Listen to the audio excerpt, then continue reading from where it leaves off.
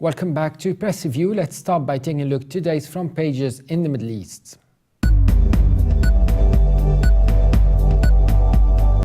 Starting from Saudi Arabia, where the Arab News leads its front page reporting that the Arab League foreign ministers have said they agreed on the draft resolutions on Sunday for Kuwait's summit despite deep rifts amongst their member states. The paper also reports that Qatar has dismissed reports of rivalry with Saudi Arabia over efforts to end Syria's war.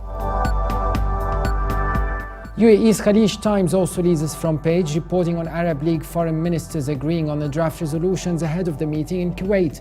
It also reports that NATO's top military commander has said that Russia has a large force on Ukraine's eastern border and he was worried it could pose a threat to Moldova's separatist Transnistria region.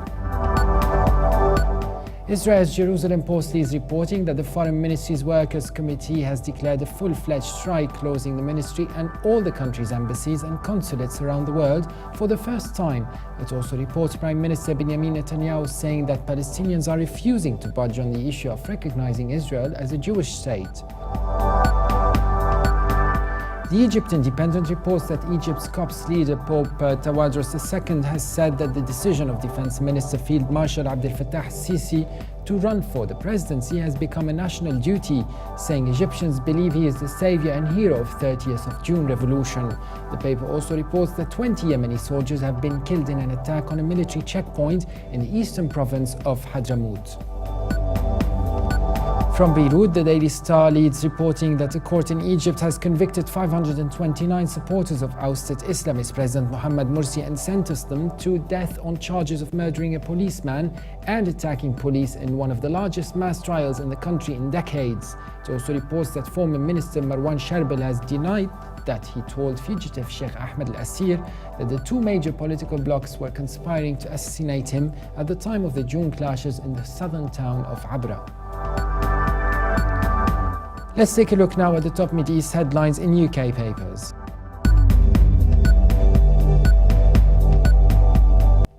The Daily Telegraph leads Middle East section reporting that Israel's diplomats called an out-all strike over a long-running pay and conditions dispute on Sunday, shutting the country's 103 foreign embassies and jeopardizing a forthcoming visit by the Pope. The Foreign Ministry Employees Union said it was ordering its 1,200 members to stop work indefinitely after accusing the Finance Ministry of failing to take diplomats' grievances seriously following nearly a year of haggling. The Independent leads its Middle East section reporting that the International Trade Union Confederation is meeting with FIFA today to consider a recent report on workers' conditions in Qatar. The report, The Case Against Qatar, has revealed that at the current rate, 4,000 workers will die before a ball has been kicked at the 2022 World Cup.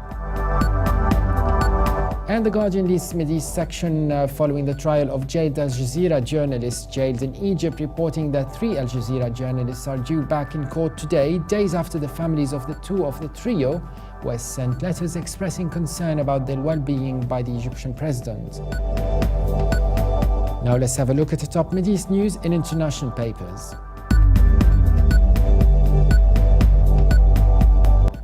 The Los Angeles Times East Middle East section reporting that a cousin of Syrian President Bashar al-Assad was killed by Islamist rebels during fighting near the Turkish border crossing of Qassab. The official Syrian Arab news agency identified the dead kinsman as Hilal al-Assad, head of the pro-government National Defense Forces in the Latakia province along the Mediterranean coast.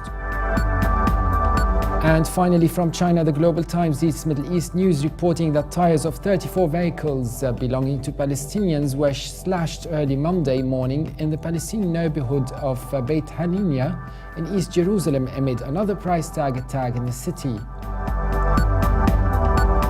And for more updates, please visit Levant.tv.